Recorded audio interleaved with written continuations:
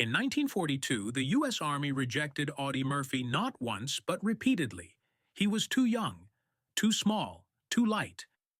At barely 17 years old, Murphy stood under 5'6" and weighed little more than 110 pounds. Recruiters saw a farm boy who looked more like a child than a soldier. In a war that demanded endurance and physical strength, he did not fit the image of a frontline fighter. Murphy came from extreme poverty in Texas. His childhood had been defined by hunger, instability, and responsibility far beyond his age. When his father abandoned the family, Audie became the primary provider, hunting small game to feed his siblings and quitting school after the 5th grade. Survival was not a concept to him.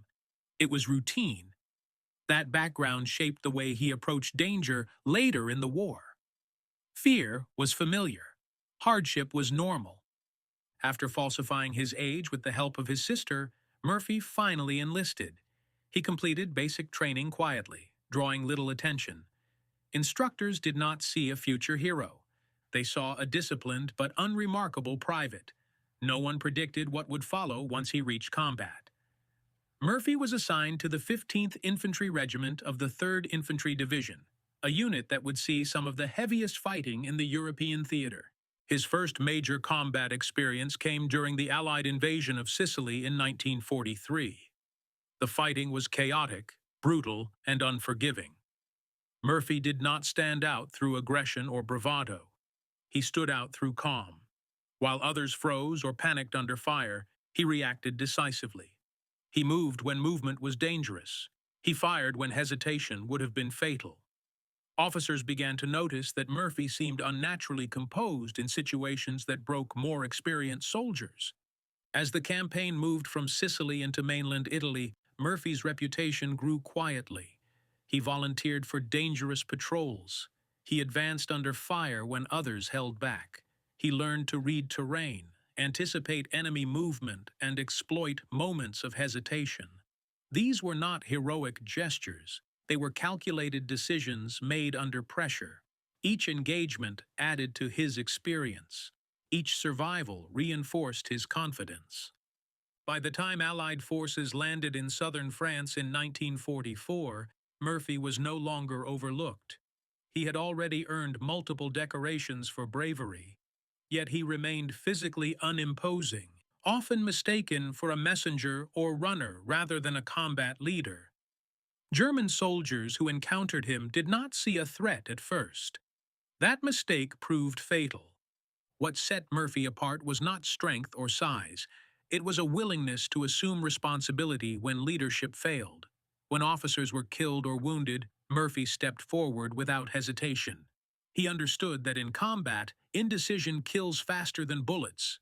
He acted quickly, often alone, and with devastating effect. By late 1944, Murphy's unit was engaged in near-constant combat across France. Casualties mounted. Fatigue was extreme. Murphy had been wounded multiple times, but repeatedly returned to the front. Each time, his effectiveness increased. He learned how to turn limited firepower into overwhelming force through positioning, timing, and aggression. The teenager no one wanted had become something else entirely. Not because he sought recognition, but because war had placed him in situations where action was the only option. And soon, one of those situations would make him the most decorated American soldier of the entire war. By late 1944, Audie Murphy was no longer learning how to survive combat. He was learning how to dominate it. The difference was subtle but decisive. Where most soldiers reacted to enemy fire, Murphy began anticipating it. He understood patterns. German units moved predictably when pressured. Machine gun nests relied on fields of fire that could be bypassed. Mortar crews hesitated when their infantry screen collapsed. Murphy exploited these weaknesses relentlessly. His kill count did not rise because he sought out danger recklessly. It rose because he placed himself where the fight would be decided. Murphy advanced when hesitation paralyzed others. He flanked positions instead of suppressing them. He moved through terrain others avoided, using ditches, tree lines, and destroyed buildings to close distance. When contact was made, he acted decisively and without pause. In close combat, speed mattered more than numbers. Officers began assigning Murphy to the most exposed sectors of the line, not as punishment, but because results followed him. Patrols he led returned with prisoners. Attacks he supported broke through. German counterattacks stalled when Murphy was present. His calm under fire spread to the men around him. Panic diminished. Confidence replaced it. Leadership, in his case, did not come from rank. It came from action. As the fighting intensified in eastern France, Murphy's engagements grew deadlier. He eliminated machine gun crews, ambushed advancing infantry, and held positions against superior numbers. In several encounters, he fought alone after others were wounded or forced back. These were not cinematic last stands. They were moments where retreat would have meant collapse of the line. Murphy stayed because someone had to. German units began to take notice. Reports mentioned aggressive American infantry who refused to withdraw and inflicted disproportionate casualties. Murphy was wounded repeatedly, but he returned to the front each time. The injuries accumulated: shrapnel wounds, bullet grazes, exhaustion. None removed him from combat for long. He refused evacuation unless physically incapable of fighting. What distinguished Murphy from other effective soldiers was his acceptance of risk. He understood that survival in combat was never guaranteed. That acceptance freed him from hesitation. He did not act because he believed he was invulnerable. He acted because he understood the cost of inaction. In battle after battle, that mindset translated into results measured in enemy casualties and captured ground. By January 1945, Murphy was already one of the most decorated soldiers in his division. Yet his most consequential action still lay ahead. German forces, retreating but still dangerous, prepared a counterattack designed to break the American advance. Tanks and infantry were assembled. Defensive positions were thin. Murphy's unit was about to face a situation that would overwhelm conventional defenses. When that moment came, Murphy would make a decision that defied every rule of infantry combat, and it would cement his place in history. On January 26, 1945, near the village of Holzwihr, German forces launched a counterattack intended to break the American line along the Colmar pocket. The assault was well coordinated. Infantry advanced behind armor support, using the cover of winter terrain and smoke. American positions were thin, and the terrain offered little natural protection. If the line broke here, German forces could exploit the gap and slow the Allied advance significantly.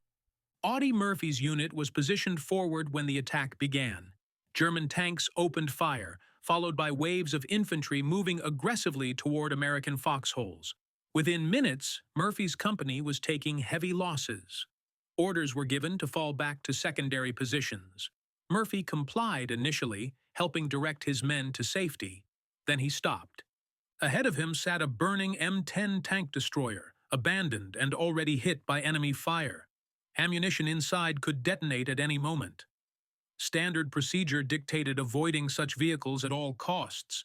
Murphy did the opposite. He climbed onto the wreckage, exposed himself fully, and began firing the mounted .50 caliber machine gun at the advancing German infantry. From that position, Murphy had a clear field of fire. He poured sustained fire into the attacking formations, breaking their momentum. German infantry attempted to flank him. He adjusted. Tanks fired in his direction. He stayed.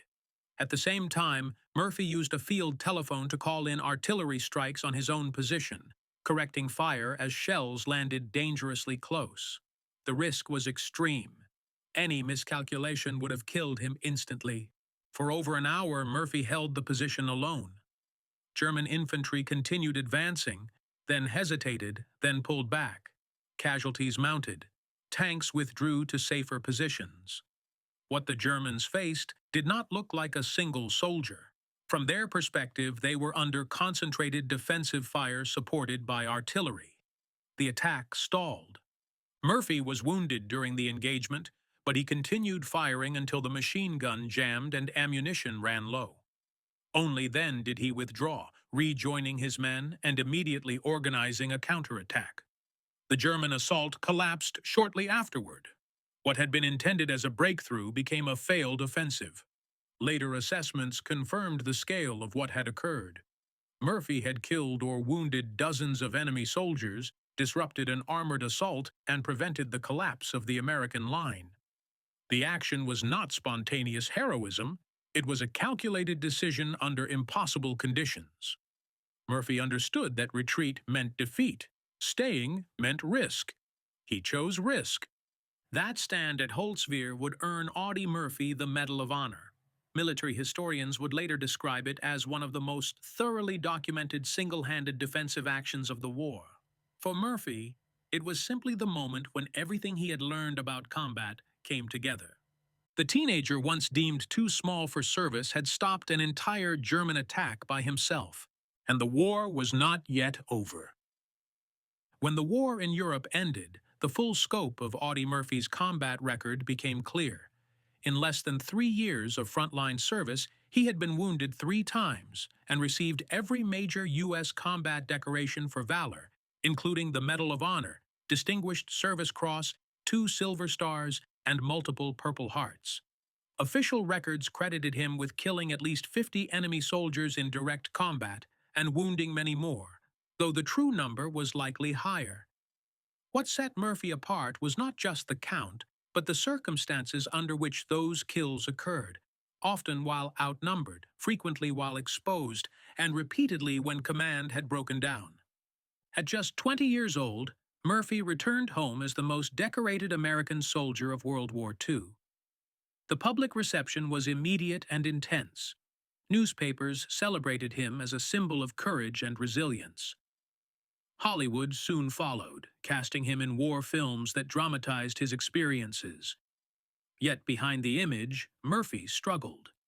He suffered from severe nightmares, insomnia, and what would later be recognized as post-traumatic stress disorder. At the time, there was no language for it. He was expected to move on.